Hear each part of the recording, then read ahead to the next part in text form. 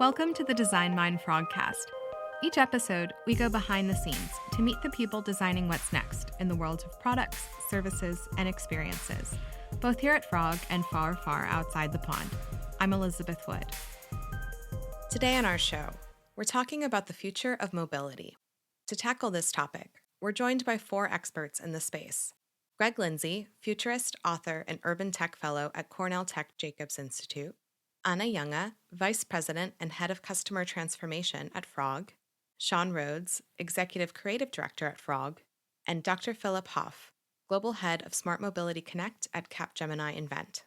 To dig in even more about mobility, you'll definitely want to check today's show notes for a link to download the new Frog report, The Road Ahead. But first, let's jump in. The way we use cars is changing. The expectations towards mobility is changing. It's about making a choice. We're on the cusp of, unbundling the vehicle and having this sort of Cambrian explosion of form factors that range from personal electric vehicles down to micromobility.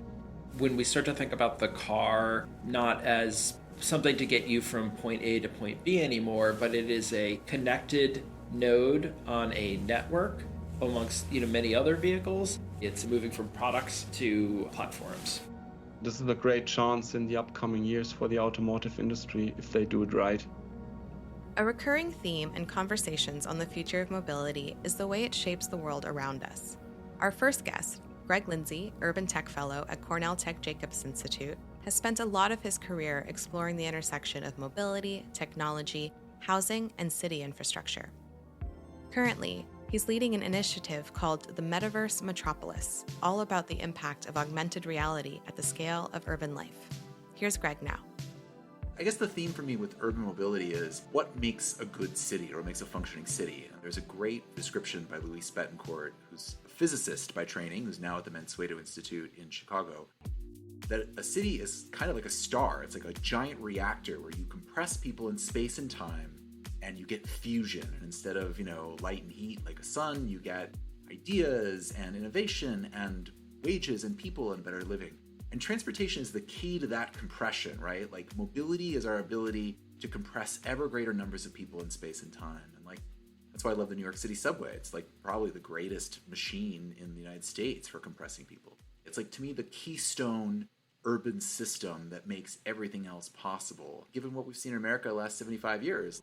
The automobile, which is its own sort of miraculous machine in terms of you can live and work anywhere in a metro area. For many workers in a post-pandemic world, remote and hybrid work life has changed the daily grind of rush hour commuting forever. Meanwhile, these shifting work paradigms are introducing different ways of living and entirely new ways of thinking about the vehicles we need to get around. There's this whole debate about whether new mobility technologies are centripetal or centrifugal. Do they work best close together where you can increase access and decrease time because you're just covering less geography? Or are they, centrifugal where it's, pushing people out to the periphery? And, we used to have this debate about autonomous vehicles if and when they ever come, but you can see this in all these other services. On the centripetal side, micromobility is the big one at various scales and, forms of hyper quick delivery and to some degree as well. I mean, obviously my heart's with centripetal, but the pandemic has really underscored how much centrifugal energy went into this and how many people moved to big Sunbelt metros and trying to deliver those services to them.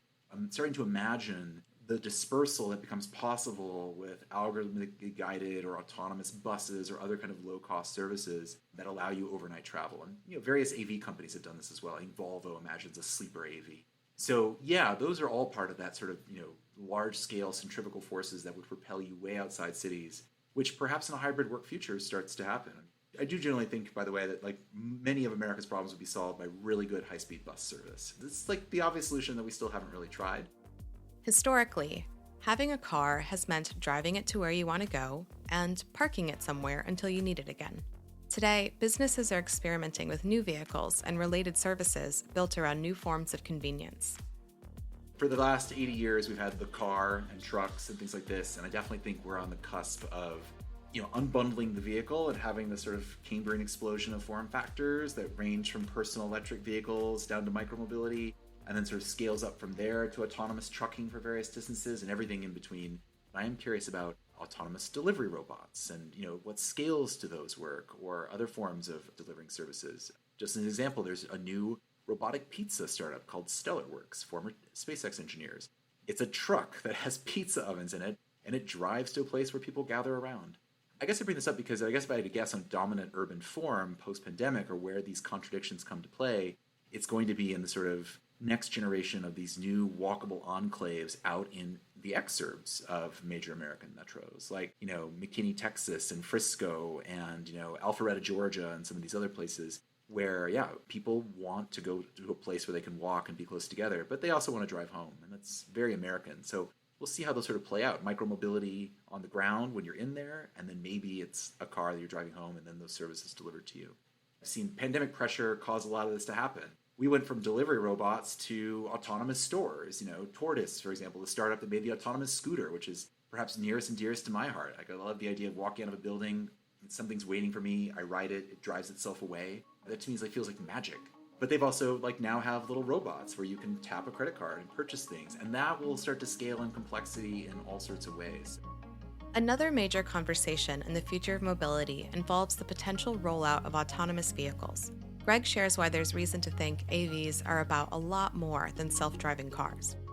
It feels like we've entered autonomy winter, and to see a figure like Anthony Lewandowski having shifted completely out of autonomous passenger vehicles to just doing autonomous heavy-duty construction equipment, which I think is smart. If I had a startup, which I definitely do not, I would be focusing on the lowest of the lowest hanging fruit, which would be those extreme edge case industrial uses, which is also why I think autonomous delivery with the cheapest manner possible is probably a better bet than anything carrying passengers. I like to say we'll have autonomous everything before we'll have autonomous vehicles. Self-driving cars is the horseless carriage of autonomy, this sort of carried over use case. It's really going to be about just sort of low-cost urban robotics fulfilling a lot of functions. And that we already see. There's robot guards, which, outside various office buildings. We can start to see other forms of urban robotics come into play well before we entrust our loved ones inside of an autonomous vehicle. I guess what I would say comes back to mobility, urban mobility is a public good. Again, it underscores all models of real estate, what makes real estate valuable, and it underscores how cities function. Changing ideas around vehicles also means changing the ways we purchase them. To keep up with customer expectations, traditional dealerships are investing in ways to make purchasing a vehicle a more meaningful, tech-enabled experience. I remember several years ago, I was interviewing Scott Keogh, who was then running Audi of America and then Volkswagen of America, and now he's left to run their break-off business, their new electric SUV. So I remember talking to Scott about this on stage for Fast Company, and he admitted the time when I was talking about data and subscription models. First, he admitted that we're a strange business where we sell you an asset for $80,000 and you drive away, we never hear from you again. Crazy in today's age. I think I'm very interested, having spoken to those dealers, about the long-term transformation of dealerships into white glove service and handling that as a customer-facing interface, however they evolve, versus sales dealerships and handling repairs. Given the longer-term, lower TCO of these kinds of vehicles, it's a very different proposition. So it'll be very interesting to sort of see. And again, we've seen Ford and also Buick and some of the GM brands telling their dealerships point blank, spend millions of dollars on upgrades, on charging, or you're done.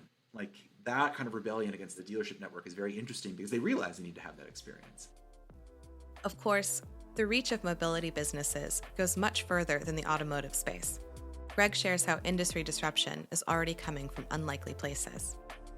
The most fascinating mobility companies in the world have got to be the Asian super apps, which have taken everything we know of in North America, like Uber and Lyft, and just turbocharged it, right? It's studying Gojek up close out of Indonesia, which is now part of GoTo, where they merged with Tokopedia. And it's fascinating that basically mobility apps became the gateway drug to new forms of fintech in unbanked society. If you don't have banking, you will find yourself using a ride-hailing app and then getting yourself a digital wallet to use that app, and then suddenly you're now doing e-commerce. And so, I think what they're doing is utterly fascinating. And it has to do with the fact that they don't have the same kind of regulated financial sector, at least not in the way we know it in North America. But what those companies have done is stupendous in the sense of use that as the tip of the spear and then penetrate it and then hang all sorts of services around it. And I can't say too much about it because it was off the record, but I did have a conversation with a founder of a startup who was trying to apply that model elsewhere. And a couple of things stood out. And this is sort of what Uber did. I mean, to lend people vehicles, electric motorcycles or trikes, they had to build their own proprietary credit scores. So using fintech to build private credit scores, which good and bad, I hope that model is transparent. We understand how that works. Designing their own mapping layer so they could deliver it very cost affordably, more than API calls to Google and others. And it's just fascinating how they've had to build this entire software stack that, once again, they would deploy mobility into new markets, capture that wallet, and then once you have that, you have everything.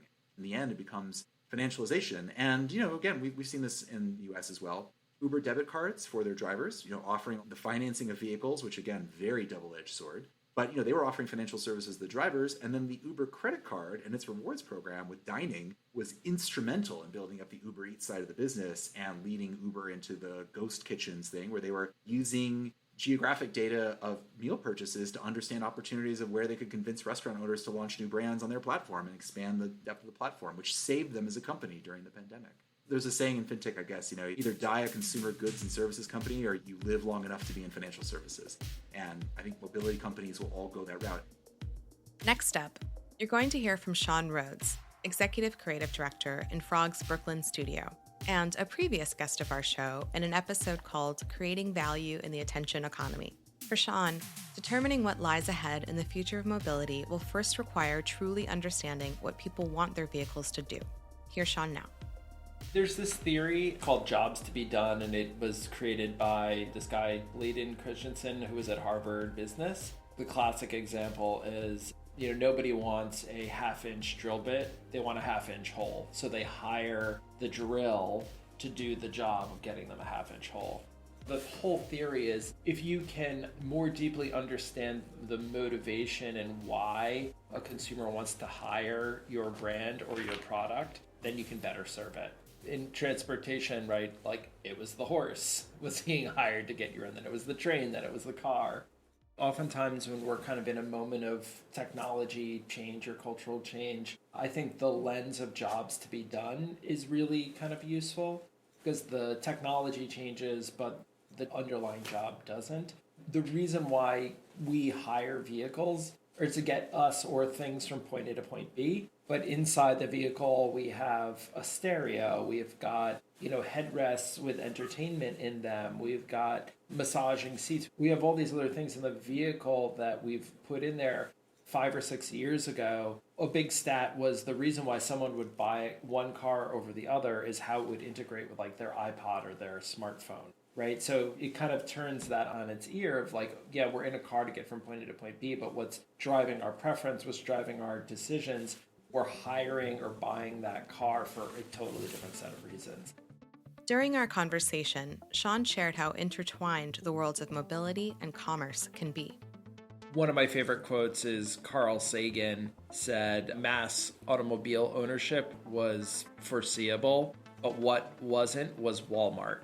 And I think the implication is, as Americans were starting to be able to buy vehicles and major highways were being created to get people in and out of cities, it gave birth to a different type of commerce, which led to Walmart, big box stores, things like that, and dramatically reshaped the context of suburban living. And I think where we're at now with connected vehicles is analogous. I think we're kind of getting to a similar point with software, where software has been in pockets of our lives for a long time, but increasingly getting more and more integrated into all facets of the world. It's this idea of software eating the world that's getting into absolutely everything. It's similar to the automobile in the 50s, where it's becoming structurally embedded in society. Modern connected vehicles have 300 sensors on them of all different types and shapes. If you think about when you're browsing on the web or on your smartphone, all of the data points that you are dropping and are getting picked up in those travels, imagine similar data being collected and distributed from a connected vehicle driving through a city. When we start to think about future mobility businesses, those are some of the things that are really exciting, is how that data will be collected, anonymized, and then monetized. To compete, automotive OEMs are having to adapt to the diverse ways consumers are looking to navigate this new world of mobility. I think that typically what many OEMs have done in terms of customer experiences, they've made the vehicle, they've had a third-party franchisee sell and service the vehicle and manage the majority of the CX. And the reason why that model existed is that CX, the customer experience, wasn't necessarily critical to the OEM success. And I think that's changing. You look at many of the great automobile businesses are actually moving to a more vertically integrated model. Polestar, for instance, is a spin-off of Volvo, their electronic vehicle business, and they're kind of hanging their hat on three big things. One is their design-forward business. They really have an incredible product. Their chief executive officer is actually a former car designer and has like a very passionate view. So they're hanging their hats on design. They have a very direct environmental message. And I think they also creating what they call spaces is a reimagining of a retail location to have a more direct relationship with consumer. And I think many of the more progressive OEMs are realizing that CX is a critical differentiator. And the way that I'm talking about CX is like kind of everything almost outside of the vehicle, outside of driving. It's your purchase, it's your servicing, maybe it's some of the connected services in the vehicle, but really kind of everything that a driver, owner, passenger does that isn't related to driving. I think that it's really becoming a critical differentiator in the space, and a lot of OEMs, because they have franchises, because they have these relationships, find it hard to effectively deliver great CX that many consumers are expecting today and are figuring out ways to change that and manage that. From emerging tech to rising expectations, Sean shares why the entire automotive customer journey is now a testing ground for new ideas and processes. I think mobility companies or anybody playing in the mobility game should be really thinking about, there's a big shift. And I think the shift is, in the old world, vehicles were created in a factory and then they were sent to a dealer and they were sent to the consumer or whoever was buying them. And it was a product, but it kind of moved in a very linear fashion from, production, manufacturing into use. I think the future of mobility is going to be really different. I think the organizations that are going to create the most value, it'll be more of a platform business where they are orchestrating amongst a lot of different types of companies, and those that can match the right people and services and products and connections will benefit the most. We're going to take a short break. When we return, you'll hear more from our experts on what's next in the world of mobility. Hi, I'm Courtney Brown, Vice President of Business Development at Frog. This year, Frog is proud to be the exclusive sponsor of the Design Track at South by Southwest 2023 in Austin, Texas. We hope you'll join us to learn more about how designers, developers, artists, and creatives are building the world around us with purposeful intent and what it takes to embrace the power of provocation. We hope to see you at South by this year, and especially the Design Track, which is happening March 10th through the 14th. Now back to our show. Our next guest, Anna Junge, is Vice President and Head of Customer Transformation at Frog, part of Capgemini Invent. With a focus on automotive, Anna deals with cross-industry topics including customer experience, customer relationship management, direct-to-consumer models, and customer loyalty. Here's Anna now. Ultimately, the argument for improving CX is pretty simple, in my point of view. Better CX makes for happier customers, which in turn leads to improved business performance. The focus should be, in our view, on CX initiatives that impact the customers the most to yield to higher returns, and therefore, for example, greater experiences in car, but also connectivity and also an ecosystem can help as kind of an accelerator for those experiences with the customer, and then, lead to higher profits on the automotive OEM side. It's worth investing into CX because CX is a great lever in different ways to really enhance the overall experience with the brand or with the automotive manufacturer. When we look at the automotive industry, more often non-automotive players, so across different industry, are setting the benchmarks for customer experiences in the automotive industry, pushing for radical change and putting increased pressure on traditional OEMs. And the entire customer experience has a significant influence on customer loyalty, which is including product quality, experiences in the purchase process, but also in the usage process when it comes to experience with customer support or after sales. So it's not only about the product quality itself anymore. Of course, delivering on experiences is about more than any individual customer interaction. Anna shares why customer experience needs to be a holistic effort. We see that from different angles when we talk to different consumers, that there is a demand for seamless experiences and integration in the automotive industry. There is a high demand on personalization and interaction, but also on this emotional connection and satisfaction with the products, with the brand, with the service that can be set up with the help of a very superior customer experience management. Most companies do not manage to look at customer experience holistically. Most of the time, we see inadequate organizational structures where CX is only just a part of a specific department and it's not cross-functional. We see a lack of overarching governance and orchestration of the different initiatives in different departments. So it has to be one direction. There has to be one vision. There is a little consideration of customer opinions right from the start. So if we talk about developing a car, there should be the customer voice right at the beginning when conceptualizing a car, and not only in the sales and marketing and after sales part. And to wrap it up, there should be adequate technology infrastructure that allows actually to setting up those kinds of experiences that are matching the software and the hardware and everything else that is important, also regarding, for example, building up an ecosystem. Outside the automotive industry, brand partnerships are a thriving business strategy already. Anna shares why blended mobility ecosystems reflect a premium-first point of view. For example, Nike is collaborating with Louis Vuitton. So there are a couple of exclusive partnerships that really lure people into the ecosystem of those brands to really get like the both of best worlds, being a Nike fan, but also having something that is very exclusive when getting with Louis Vuitton. And I think that Disney is exclusively working with Audi or HoloRide in actually streaming. I think those could be differentiators in an ecosystem, providing a couple of those exclusive partnerships, especially to premium customers.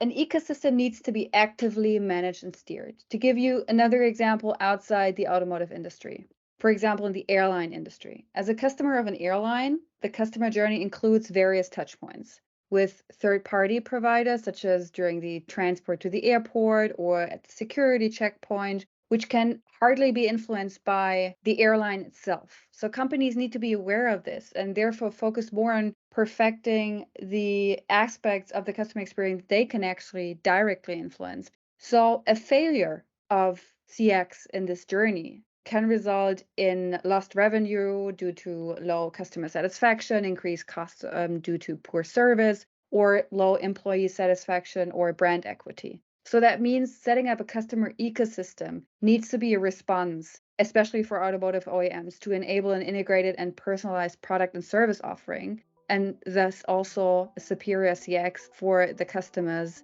that are using services, products in the automotive ecosystem. Creating a strong mobility ecosystem involves building, buying, and/or partnering to combine products, services, and experiences in dynamic, adaptable, and fully customer-centric ways.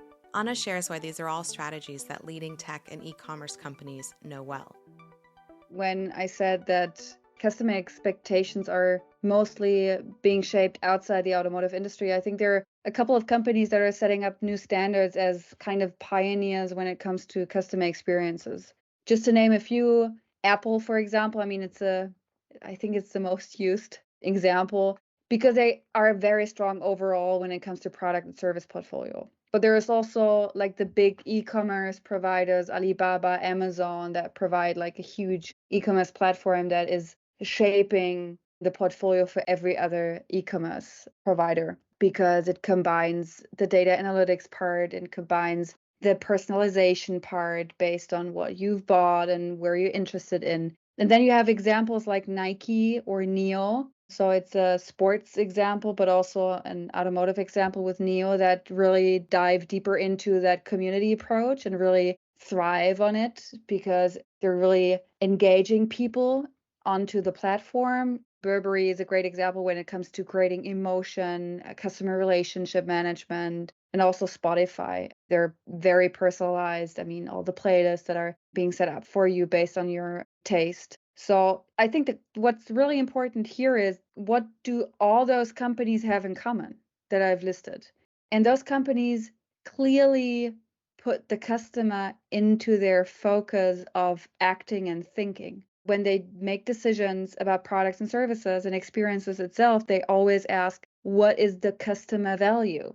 Why is it relevant for our customers to buy or to use those kinds of products? And this includes product and service development. This includes interaction with employees, because CX is only as good as your employee experiences. The type of innovation that you choose, and they all make data and customer-centric decisions. So it's based on customer data, it's based on product data, and they decide based on what they know about their customers what the next product or the next services will be. And this is creating a huge lever for great customer experience. So when looking at customer ecosystems, it's also a great task of every OEM to really communicate the customer benefit properly. So that means that I, as a customer, understand what benefits I get actually in moving around in this ecosystem and using different products and services. I think it's a two-way street that can be driven. There are a couple of things I think customers are expecting, because the way we use cars is changing. The expectations towards mobility is changing. And then on the other hand, there are, as I said, different profit pools that can be tapped into, leverage different potentials. Mobility is about like how we move around, and moving around not only means using the car. It's about making a choice which mobility solution I want to take in order to get where I want to be. This is not bound to just using the car, just owning a car. It could also be a sharing thing, and then there are different sharing options, but it also could be using intermodal and multimodal mobility options, like taking an e-bike or taking a bike to somewhere, then getting a car, which is car sharing, and then using the train, and then maybe also taking the plane. But in this ecosystem, OEMs need to find their position, and they need to decide which things they want to offer besides only providing people with the opportunity to have a car. Finally, we're joined by Dr. Philipp Haaf, Global Head of Smart Mobility Connect for Capgemini Invent. As an automotive consultant, Philipp has spent over 13 years deeply focused on digital ecosystems, sales processes, and electric mobility. He shares why connected vehicles are changing everything about the ride. Today, customer experience is highly connected with digital opportunities, and the digitalization itself is the greatest challenge and also opportunity for the auto industry ever. While the core product of the auto industry is limited when it comes to customer centricity and individualization, you can individualize your rims, or you have the choice between 20 different leathers. However, digitalization brings this to a new level. And if the automotive industry considers ecosystems that give their customers the chance to highly individualize the experience in the car, and the companies that they are collaborating with to enable those ecosystems, the automotive industry has the best platform and base to be successful in the future.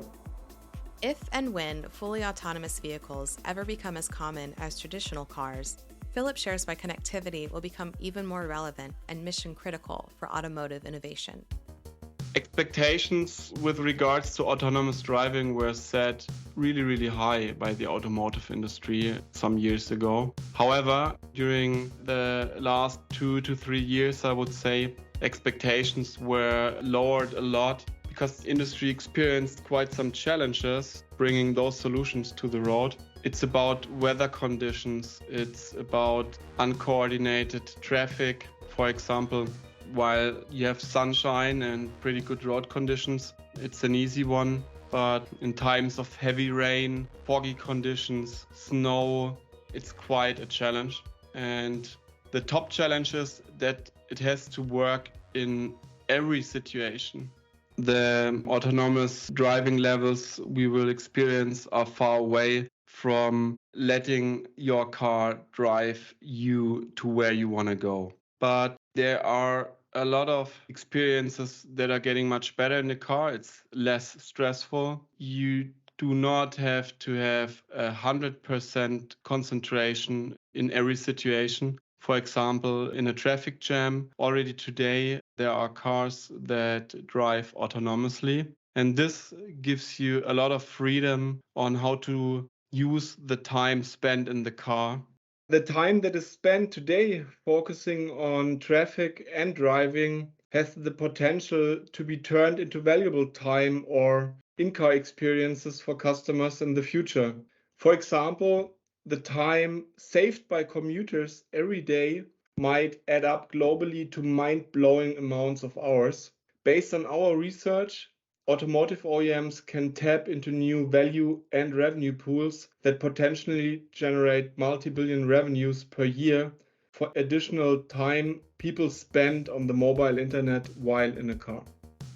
According to research from Capgemini Invent, 75% of consumers expect to buy their next car online. During our conversation, Philipp shared how the COVID-19 pandemic made e-commerce more essential than ever for automotive brands. When it comes to sales processes and customer experiences, Corona was quite a game changer because people are spending more time online, doing their shopping online. And this is the same for the car industry or the automotive industry. That's why they enabled quite some solutions that are helpful to stay in contact with their customers and display their products. And virtual reality is quite an outstanding opportunity to do so, especially when customers are not willing anymore to spend that much time at the dealership. Or even when they spend time at the dealership, virtual reality is also a great opportunity to display your products and make the customers experience them. We expect it to be a central part of future customer journeys in the sale process and be an integral part of customer experiences. To sum it up, customer experience eats car performance for breakfast. And this is quite interesting. Based on our studies, 46% of customers would switch to a different OEM if it would deliver better customer experiences. The major change in the automotive industry over the past years is that customer experience, which was already a very prominent topic when it came to sales processes, much more was transferred now into the in-car experience and the possibilities that are given by a car. It's a secure place. It's quiet normally. You are on your own. It's very private. It provides great chances to spend quality time in the car. Of course, it's impossible to speak about even the near future of mobility without addressing electric vehicles. While EVs are currently responsible for 10% of all automotive purchases, this number is projected to quadruple by 2030. Philipp shares why this will unlock innovative services and experiences in and around the car. One great example of disruption within the automotive industry is for sure refueling versus charging. The change from refueling an internal combustion engine to charging an EV is still a major challenge for the industry. And from the customer perspective, charging station availability and charging time are of greatest importance, of course.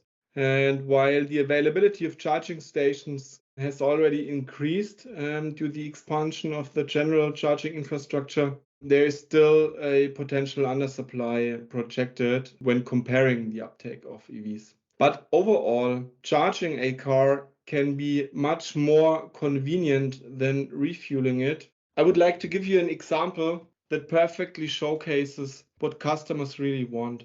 Based on the research we did for our latest Charging as a Service study with more than 1,800 participants, we found out that more than 70% of EV drivers are willing to wait longer at a charging station till their car is recharged if they get offered, for example, relevant in-car experiences like entertainment options, gaming options, options to read the latest news or to work in the car.